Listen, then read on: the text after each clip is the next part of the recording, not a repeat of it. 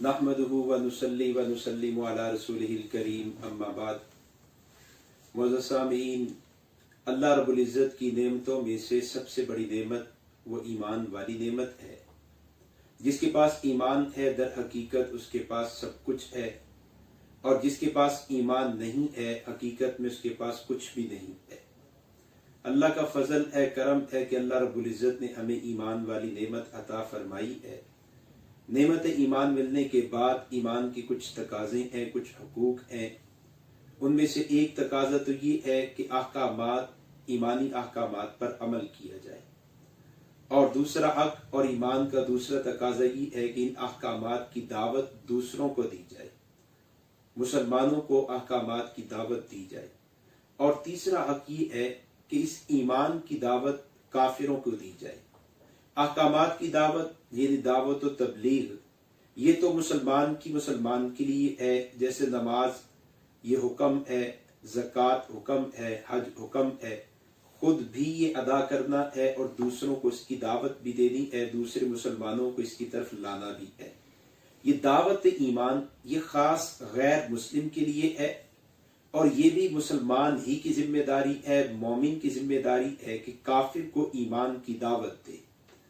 खुदा न करे अगर एक मुसलमान अहकामात पर अमल नहीं करता और इसी तरह दुनिया से चला जाता है, उसकी मौत आ जाती है, तो उसके लिए बख्शिश की उम्मीद है, उसका जनाजा पढ़ा जाता है, उसके लिए दुआएं मांगी जाती हैं, बख्शिश की उम्मीद रखी जाती है।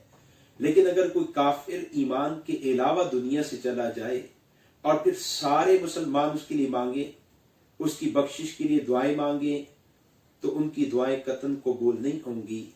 ईमान की दावत इंतहाई जरूरी है, और खास तौर पर उस तबके को ईमान की दावत देना जो खुद को मोमिन समझता है, खुद को मुसलमान समझता है, खुद को ईमान वाला समझता है, खुद को मुसलमान जानता है और खुद को मुसलमान कहलवाना चाहता है, लेकिन वो मुसलमान नहीं है। उसको अंधेरे से निकालकर रोशनी की तरफ लाना ये ईमान वालों की जिम्मेदारी है। और ऐसे लोग, उनमें एक बहुत बड़ा गिरोह कादियानियों के साथ कादियानियत की सूरत में है। उनमें से एक बहुत बड़ा गिरोह कादियानियत की सूरत में हमारे मुल्क में, बैरून दुनिया में मौजूद है।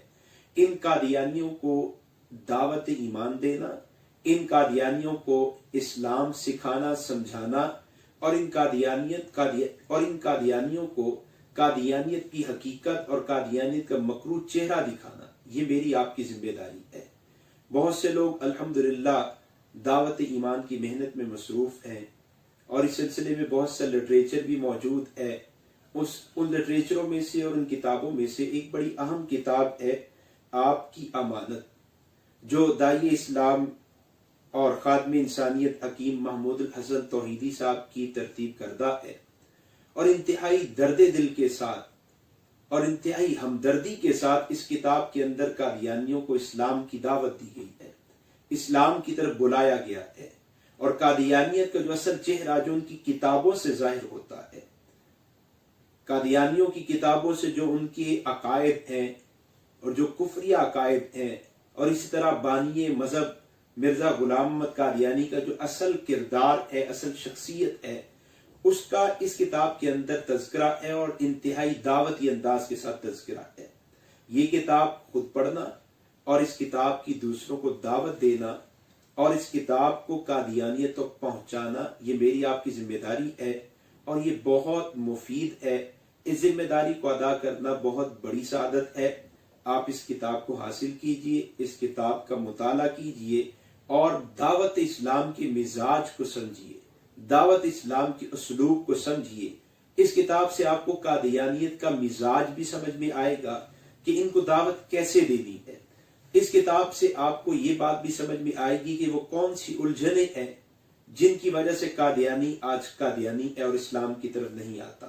पढ़िए, इसको फैलाइए, कादियानियत तक पहुंचाइए। अगर आपके जरिए से एक शख्स भी इस्लाम में आ गया तो ये आपके लिए दुनिया आखिरत की खैरों का, दुनिया आखिरत की भलाइयों का जरिया होगा। और नबी अलैहिस्सलाम के फरमान के मुताबिक अगर कोई एक शख्स हिदायत पर आ जाए तो ये जन्नत के वाजिब होने का जरिया है, अल्लाह रब्बुल इज़्ज़त हमें इन गैर मुस्लिमों तक ईमान का पैगाम पहुंचाने के लिए शर्फ कबूलियत अता फरमाए। इन सदका जारिया हासिल करने के लिए इस वीडियो को शेयर करना मत भूलें। जज़ाकल्लाह।